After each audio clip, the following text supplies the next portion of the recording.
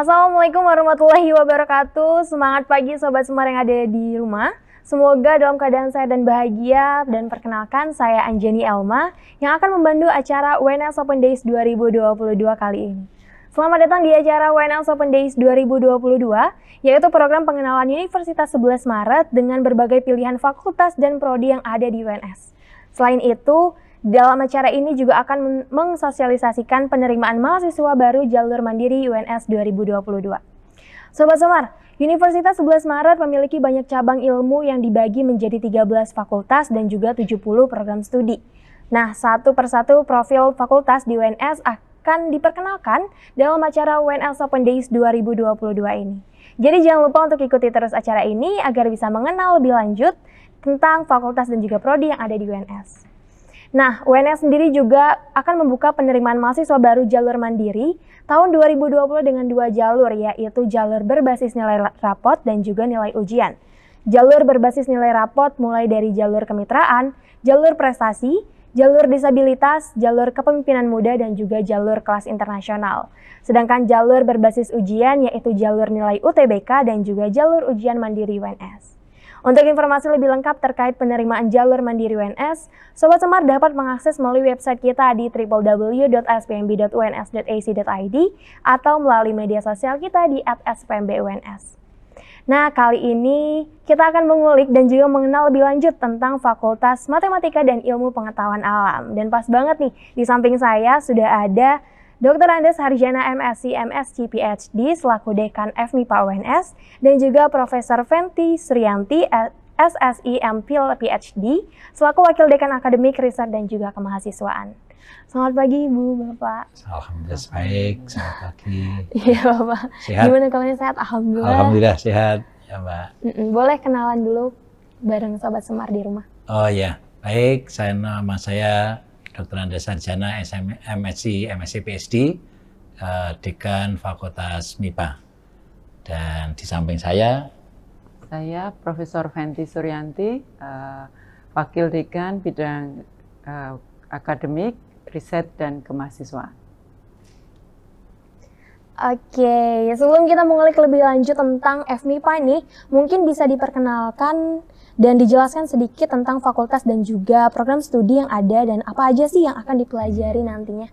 Ya, baik. Saya akan jelaskan dulu kaitan dengan program studi yang dikelola oleh Fakultas MIPA.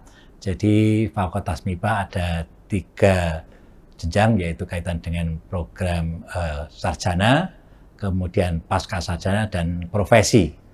Untuk sarjana itu ada 7 program studi. Jadi awalnya ada 8, hanya pada tahun ini 1 nanti menjadi fakultas. Apa itu 7? Itu ada program studi S1 Matematika, kemudian S1 Fisika, S1 Kimia, S1 Biologi, kemudian S1 Statistika, S1 Farmasi, dan S1 Ilmu Lingkungan. Itu S1-nya. Kemudian pasca sarjana ada 5 program studi. 5 program studi ada 3 S2 atau Magister dan program doktor, 2 program studi, yaitu S2 Fisika, S2 Kimia, dan S2 Bioscience. Kemudian yang S3 ada S3 Fisika dan S3 Biologi. Yang profesi adalah profesi apoteker.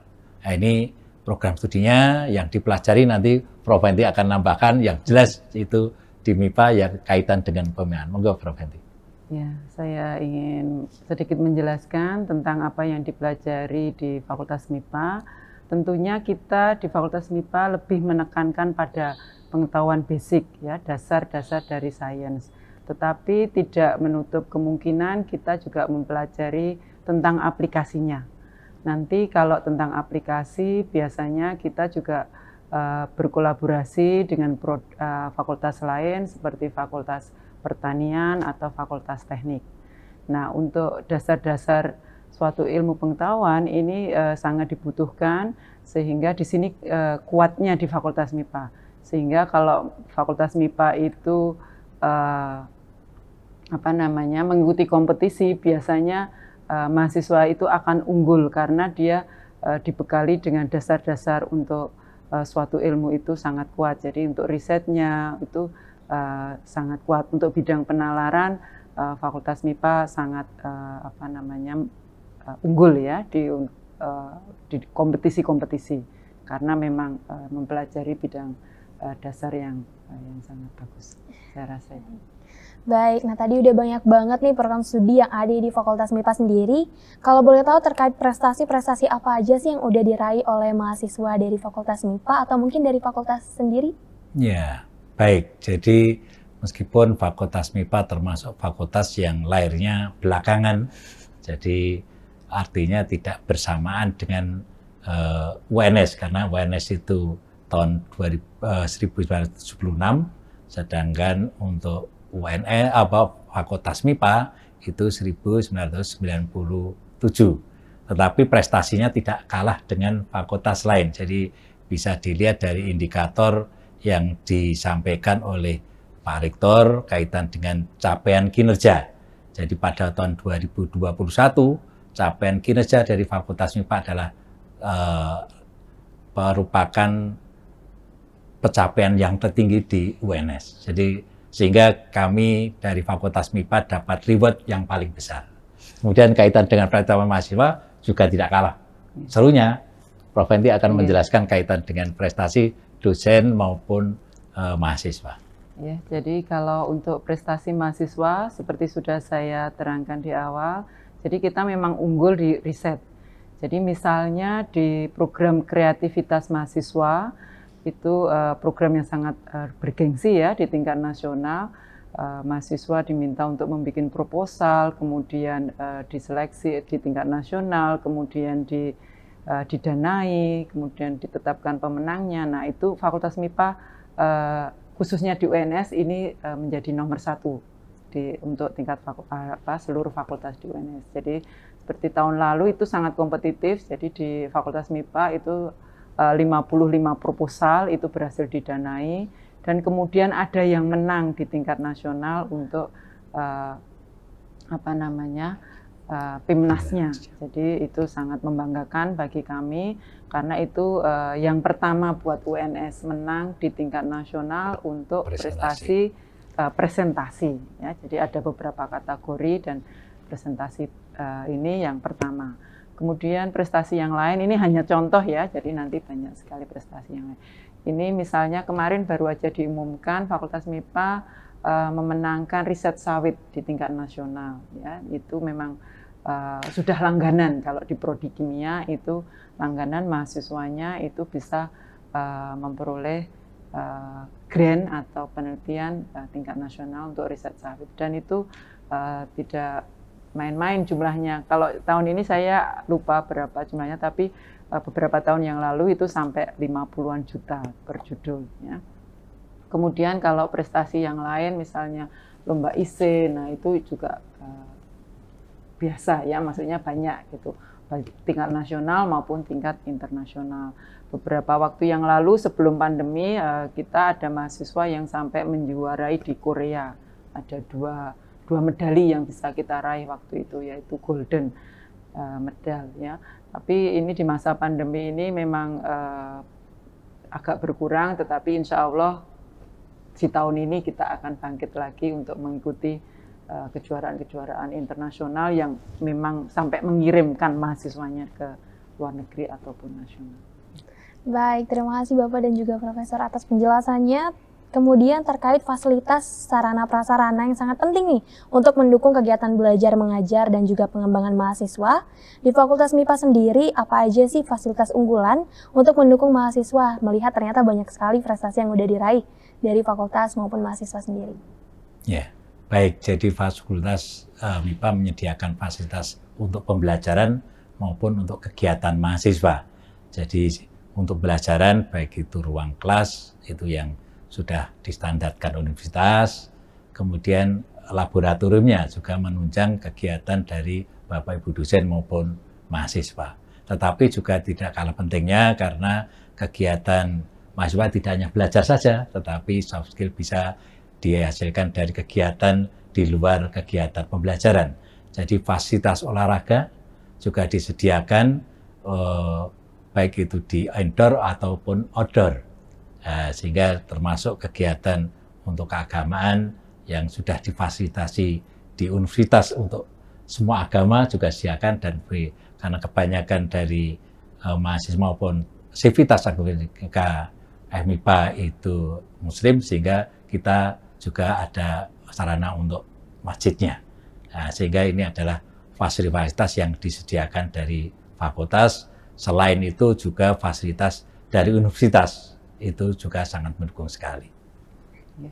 Mungkin selain fasilitas prasarana, kita juga mendukung kegiatan-kegiatan mahasiswa itu dengan cara menyediakan anggaran untuk mahasiswa. Jadi mahasiswa nanti bisa merancang kegiatannya sendiri dan kemudian melaksanakan kegiatan itu sendiri, ya. Jadi ada kegiatan di bawah prodi, di bawah program studi, ataupun kegiatan yang memang menginduk di fakultas. Misalnya seperti kalau di bawah prodi itu himpunan mahasiswa prodi, tapi kalau untuk yang fakultas itu misalnya Young Scientist yang berusaha mengencourage atau mendorong bidang penalaran mahasiswa untuk berkompetisi, untuk mengikuti kegiatan lomba dan lain sebagainya. Ya, untuk SDM sendiri nih, sebenarnya ada berapa SDM sih yang tersedia di Fakultas MIPA sendiri? Ya, jadi saat ini SDM-nya itu ada 142 dosen, tetapi karena nanti di tahun ajaran itu prodi informatika menjadi fakultas, sehingga 17 dosen nanti akan pindah ke fakultas yang baru. Jadi sekarang Fakultas MIPA ada 125 dengan 70 dokter, sehingga persentase dokter sudah melebihi yang ditargetkan universitas, sudah 56%, dan profesornya ada 20, sehingga saya kira dari segi SDM itu Fakultas MIPA cukup unggul untuk itu. Baik. Dan mungkin yang membanggakan lagi, walaupun beberapa masih S2 itu juga mengikuti kompetensi atau sertifikat kompetensi yang memang dibutuhkan dalam pengajaran maupun penelitian. Jadi tidak berarti kok yang S2 itu tidak berkualitas begitu, ya. Jadi intinya itu, walaupun mereka juga didorong untuk maju ke S3, tetapi saat ini kompetensinya juga bagus karena mengikuti beberapa kursus pelatihan yang berhubungan dengan kompetensi. Baik, nah untuk Sobat Semar juga pengen tahu nih, berapa kuota diterima menjadi mahasiswa FMIPA UNS dan bagaimana sih keketatan masuk FMIPA UNS sendiri?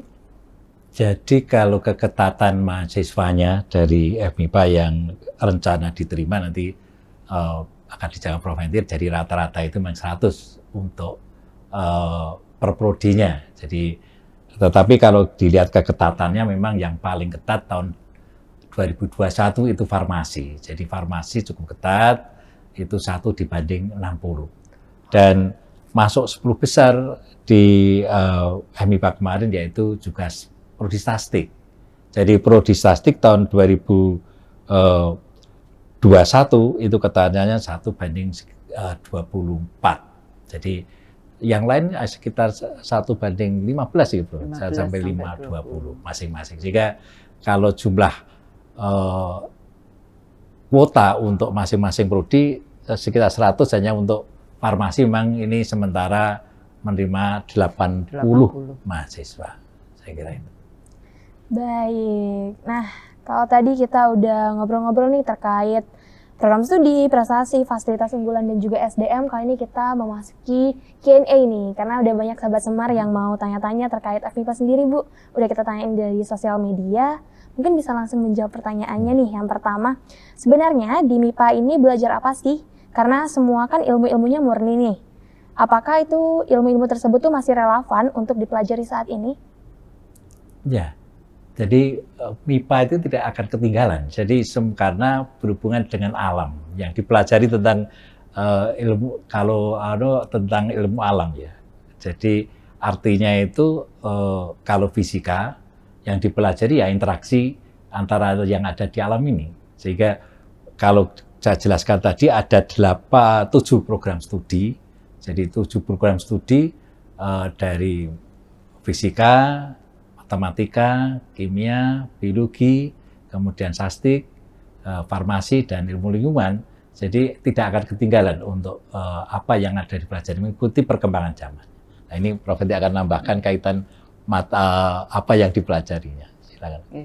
Jadi di program studi apapun itu tentunya akan mempelajari dasar-dasar dari suatu ilmu, ya.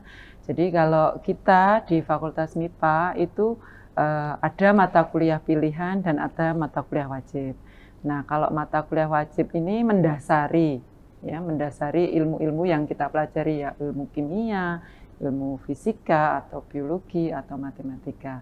Nah, nanti yang mendukung untuk lebih aplikatif itu biasanya di mata kuliah pilihan. Jadi kalau mata kuliah di MIPA apakah nanti ketinggalan? Tentunya tidak, karena setiap tahun itu nanti akan ada juga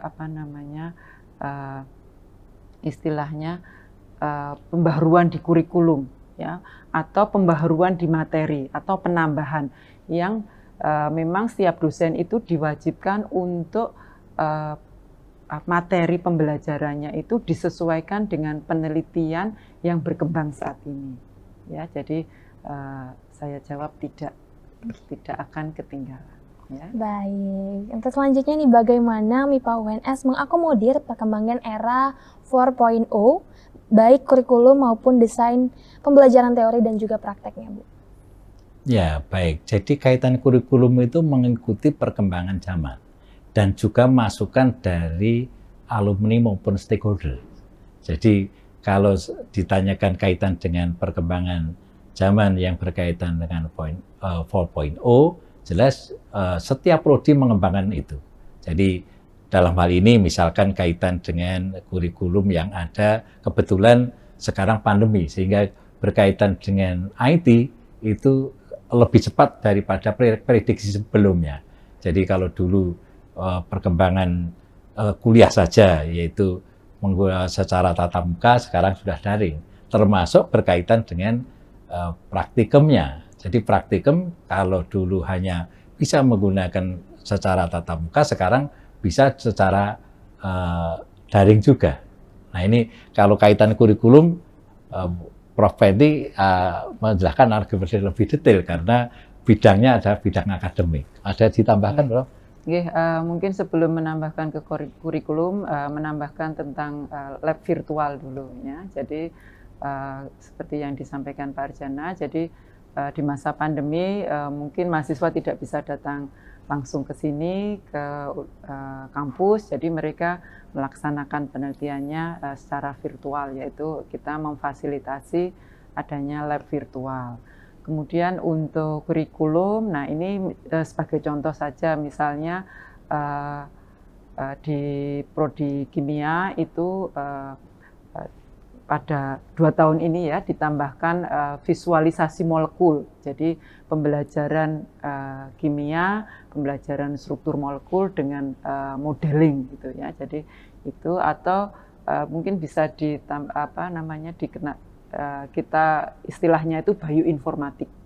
Jadi bioinformatik ini adalah termasuk ilmu pengetahuan yang berkembang, yang sangat pesat perkembangannya karena bisa memprediksi banyak hal yang tidak harus kita laksanakan secara nyata atau apa di lab. Sebelum kita temukan di lab, sudah kita temukan secara modeling, gitu. Jadi itu salah satunya yang kita masukkan ke kurikulum, ya. Baik, terima kasih, Bu. Selanjutnya nih, apa keunggulan dari MIPA UNS dibandingkan dengan MIPA di universitas lainnya? Ya, jadi kalau kita lihat masing-masing universitas punya keunggulan. Jadi memang unggulan yang ada di UNS, jadi MIPA, kebetulan di sini kan prodinya itu tidak ajam kemipaan. Jadi meskipun itu berkaitan dengan kesehatan, farmasi, tetapi di sini keunggulannya lebih pada farmasi yang berhubungan dengan sains. Jadi penekanan pada farmasi selain berhubungan dengan kesehatan juga dihubungkan dengan sains, termasuk juga lingkungan. Meskipun lingkungan itu adalah merupakan suatu prodi, tetapi karena di MIPA juga mengakomodasi dengan kemipaannya, sehingga apa yang dipelajari mesti tetap berkaitan dengan basic dari MIPA itu sendiri. Mungkin menambahkan, jadi kita memang titik beratnya itu salah satunya adalah kearifan lokal. Jadi kita berusaha mengeksplor apa yang memang ada di sekitar kita, dan itu tentunya tidak akan pernah habis, ya. Misalnya tentang ya tumbuhannya atau lingkungan di sekitar sini, ya, kearifan lokal. Jadi tapi tidak berarti bahwa dengan kearifan lokal ini kita berada di bawah, kok tidak nasional gitu, bukan, ya. Justru kita ingin mengedepankan mengunggul-unggulkan apa yang ada di daerah kita. Karena kalau kita tidak meneliti sendiri, terus siapa gitu kan, ya. Jadi itu, tapi tidak berarti bahwa kita dengan kearifan lokal itu terus di bawah rankingnya di nasional ataupun tidak mampu bersaing di kancah internasional begitu. Baik nih. Bagaimana persiapan agar bisa diterima di Fakultas MIPA UNS, dan apakah calon mahasiswa harus memperkuat di mapel-mapel tertentu? Misal jika pilihannya prodi matematika, maka nilai matematikanya harus paling tinggi nih. Apakah benar kayak gitu, Pak? Ya, jadi kalau kaitan dengan tes di masuk perguruan tinggi itu sudah ada standarnya, sehingga apa yang dipelajari saya kira adalah basic yang ada. Kalau kemipaan ya berarti kemipaannya yang basic, tidak harus misal matematik harus matematiknya yang paling tinggi, saya kira. Tapi pada umumnya bahwa ada passing grade yang ditentukan oleh lembaga yang mengadakan tes tersebut. Jadi itu ada lembaga sendiri yang mengetes, kemudian kita mempunyai passing grade untuk bisa masuk. Jadi tetapi tetap tidak bisa kalau itu misalnya matematik terus nilainya lainnya tinggi semua, matematiknya jelek, ya tidak. Tapi paling tidak masing-masing punya nilai yang standar. Nah ini, dan yang harus dipersiapkan yang jelas belajar dan berdoa. Sehingga terakhir kalau sudah berusaha belajar dengan baik, tinggal berdoa saja yang menentukan Allah Subhanahu wa Ta'ala. Saya kira itu. Nah, kalau boleh tahu lulusan MIPA nantinya akan bekerja sebagai apa sih? Ya, ini Prof. Enti akan menjelaskan secara detail ini kaitan dengan kemipaan. Ya, jadi kalau kita ditanya tentang itu namanya profil lulusan, ya, profil lulusan. Nah, bagaimana Fakultas MIPA ini lulusannya kemana saja, gitu kan intinya. Nah, ini pada umumnya kita general saja, ya, ada 7 prodi general saja. Yang pertama memang biasanya ke industri, karena memang kita mengarahkan Fakultas MIPA lulusannya itu ke industri, ya. Industri itu mana? Misalnya research and development-nya, ya, atau bagian di biasanya yang lebih itu di research and development atau quality control. Misalnya itu untuk orang-orang fisika, kimia, biologi. Nah, itu biasa di situ, ya. Kemudian yang kedua misalnya ke lembaga penelitian, nah, sebagai researcher. Nah, itu juga banyak, misalnya ke LIPI, ke Batan, atau Badan Statistik. Nah, itu kan juga ada yang melakukan riset, ya. Kemudian penelitian, kemudian jadi pendidik. Ya, memang ada beberapa lulusan kita yang menjadi dosen juga tentunya, ya. Ada juga yang menjadi, nah, pendidik ini ada beberapa macam, ya. Misalnya dia pendidik memang di universitas, di sekolah, atau pendidik yang membuat lembaga-lembaga sendiri, jadi informal gitu, ya. Kemudian yang lainnya ya tersebar, misalnya bank atau yang lainnya gitu, ya. Nah, jadi memang yang utama memang kita desain itu di industri, ya. Jadi profil lulusannya ke situ, yang ke riset atau melanjutkan studi tentunya ada. Ya, melanjutkan studi ada sekitar 10-an%. Nah, nanti setelah melanjutkan studi S2, nah biasanya anak-anak yang sudah S2 ini ketagihan, lagi ke S3. Nah, nanti kalau sudah S3 ya mau jadi dosen atau ke lembaga riset atau yang lainnya, itu lebih peluangnya kan ada juga tersendiri. Ya. Termasuk wira swasta, jadi karena ada yang memang passionnya ke sana dan kami memfasilitasi, termasuk dibantu oleh alumni. Jadi alumni dari MIPA itu sangat aktif sekali. Jadi ada yang sudah lulus tetapi tidak melanjutkan, belum punya pekerjaan, itu dilatih untuk wira swasta. Dan termasuk dalam hal ini kalau yang farmasi jelas itu di kaitan dengan kesehatan, ya apoteker, kemudian di industri tadi, di lingkungan itu termasuk di Pemda, itu yang biasa lulusan kita bekerja. Saya kira itu, Mbak. Baik, terakhir untuk closing statement, mengapa Fakultas MIPA ini harus dipertimbangkan nih sebagai fakultas pilihan bagi adik-adik calon mahasiswa? Ya, saya kira ini adalah yang sangat penting. Jadi kalau adik-adik calon mahasiswa itu ini persiapan untuk mendaftar mandiri. Jadi kalau sudah tidak terpaksa, belum diterima di SNMPTN, SBMPTN, nah ini ada jalur yang sangat tepat. Jadi jalur mandiri dan Fakultas MIPA dengan tangan terbuka dan tidak mengecewakan. Artinya dari segi kualitas, baik itu kualitas dari dosennya maupun fasilitas yang ada. Dan lulusannya, pengalaman yang ada adalah sudah bekerja di berbagai sektor, baik itu sektor formal maupun nasional maupun internasional. Saya kira itu tidak mengecewakan dari calon mahasiswa. Mungkin Prof. Ya, jadi saya di sini bersama pimpinan Fakultas MIPA dan tentunya Kaprodi dan seluruh staf akan mengantarkan mahasiswa itu meraih prestasi yang terbaik untuk menyambut masa depannya. Jadi jangan ragu untuk mendaftar dan studi di Fakultas MIPA Untas 11 Maret karena kami siap mengantarkan adik-adik semuanya menuju atau meraih cita-citanya untuk sukses di masa depan. Baik, Sobat Semar, sesi Q&A tadi sekaligus harus menutup perjumpaan kita di WNS Open Days 2022 hari ini.